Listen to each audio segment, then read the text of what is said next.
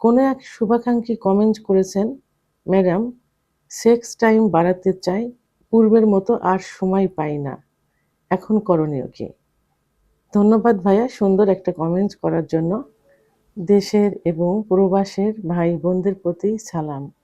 আসসালামু আলাইকুম। আমি প্রভাষক ডাক্তার রিক্তা পারভীন, হোমিওপ্যাথি এবং আয়ুর্বেদিক চিকিৎসক।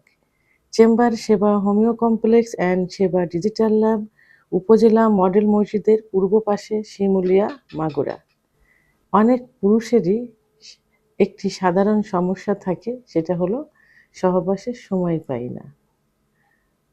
চিকিৎসা নিতে যখন আসে প্রথমেই তারা বলে সহবাসের সময় পাই না, কি করব? কমেন্টসের মাধ্যমেও জানতে চাই সহবাসে কেন সময় পাই না। এই যে সহবাসের সময় পাই না, এটাকে দ্রুত বীর্যপাত বলে। ইংরেজিতে এটাকে বলে প্রিম্যাচিউর ইজাকুলেশন, সহবাসের সময় না পাওয়া। এখন সহবাসের সময় না পাওয়ার জন্য বিভিন্ন কারণ রয়েছে। অনেক পুরুষ দেখা যায় বেশি এক্সাইটেড হয়ে যায়। স্ত্রীর কাছে যাওয়া মাত্রই, স্ত্রীকে কাছে পাওয়া মাত্রই তারা প্রথমে ইন্টারকোর্সে লিপ্ত হতে চায় বা খুব দ্রুত ইন্টারকোর্সে লিপ্ত হয়, যে কারণে খুব দ্রুতই বীর্য বেরিয়ে যায়। আর যে সমস্যাগুলো, অন্যান্য সমস্যাগুলোর মধ্যে যেমন অতিরিক্ত দুশ্চিন্তা এবং মানসিক টেনশন বা মানসিক চাপ। পুরুষরা সাধারণত ফ্যামিলির জন্য আ ব্যবসা বাণিজ্য, চাকরি, বিভিন্ন জায়গাতে অনেক সমস্যা হয়ে থাকে, অনেক অনিয়ম হয়ে থাকে, যে কারণে বিভিন্ন সমস্যায় থেকে থাকে বা দুশ্চিন্তায় থেকে থাকে। ব্যবসা বাণিজ্য, চাকরি যেটা স্ত্রীকে বুঝতে দেয় না। তো এই যে দুশ্চিন্তা, মানসিক চাপ, এটাও দ্রুত বীর্যপাত হয়ে যাওয়ার প্রধান একটা কারণ। আরেকটা হলো পুরুষের শরীরে একটা হরমোন থাকে, সেক্স হরমোন। সে সেক্স হরমোন টেস্টোস্টেরন হরমোন কমে গেলে এই সমস্যাটা হয়ে থাকে। পর্যাপ্ত পরিমাণে ঘুম না হওয়া। পুরুষের সেক্স হরমোন তৈরি হয় গভীর ঘুমে। এটা রাত্রে, দিনে না। রাত্রে গভীর ঘুমে রাত ১০টা থেকে ৪টার মধ্যে যে ৫ ঘন্টা ঘুম হলে সেক্স হরমোন, টেস্টোস্টেরন হরমোন বৃদ্ধি পায়। তো অনেক পুরুষ এই ঘুমের অনিয়ম হয়ে থাকে, পর্যাপ্ত পরিমাণ ঘুম হয় না, যে কারণে তাদের এই দ্রুত বীর্যপাত হওয়ার একটা আশঙ্কা থেকে যায়। কারণ টেস্টোস্টেরন হরমোন কমে গেলে ইচ্ছা, উত্থান, সময় সবই কমে যায়। আবার কিছু রোগ যেমন ডায়াবেটিস, উচ্চ রক্তচাপ, হার্টের সমস্যা, কোলেস্টেরল, থাইরয়েডের সমস্যা ইত্যাদি হলে এটা হয়। ধূমপান, মদ্যপান, নেশাজাতীয় ও যে সমস্যাগুলো থাকে, এটা করলে এই সমস্যাটা হয়ে যায়। তাহলে দ্রুত বীর্যপাত হওয়ার জন্য যে কারণগুলো বললাম, এই কারণগুলো দ্রুত বীর্যপাত হওয়ার জন্য দায়ী। তাই এখন এই দ্রুত বীর্যপাত রোধ করতে হলে কি করতে হবে? ঘরোয়া পদ্ধতিতে কিছু খাবার প্রাথমিক অবস্থায় খেতে হবে।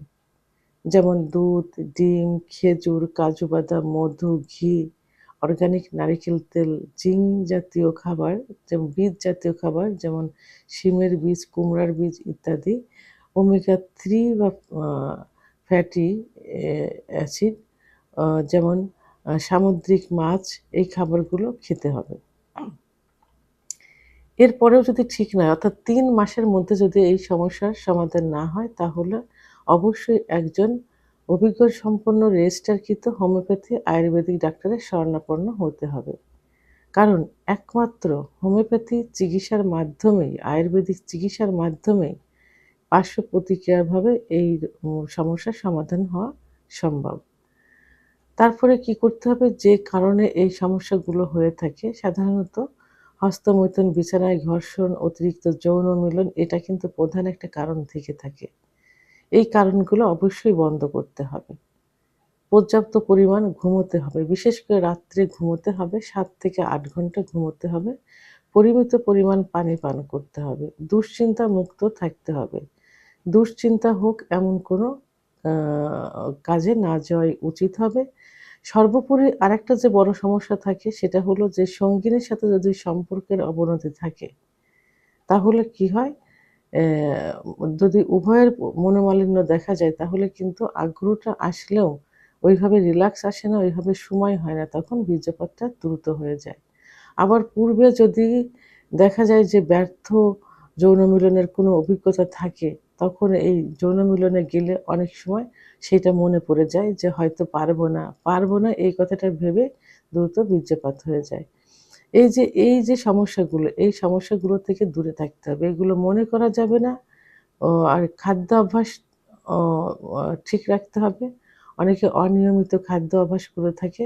এই অনিয়মিত খাদ্য অভ্যাসগুলো চেঞ্জ করতে হবে। নিয়মিত খাবার খেতে হবে। ফাস্ট ফুড জাতীয় খাবার থেকে দূরে থাকতে হবে। এবং আমিষ, প্রোটিন শর্করাযুক্ত খাবার খেতে হবে এবং নরম ঠান্ডা খাবার খেতে হবে, যেটার সঙ্গে পেটের সম্পর্ক ভালো থাকে।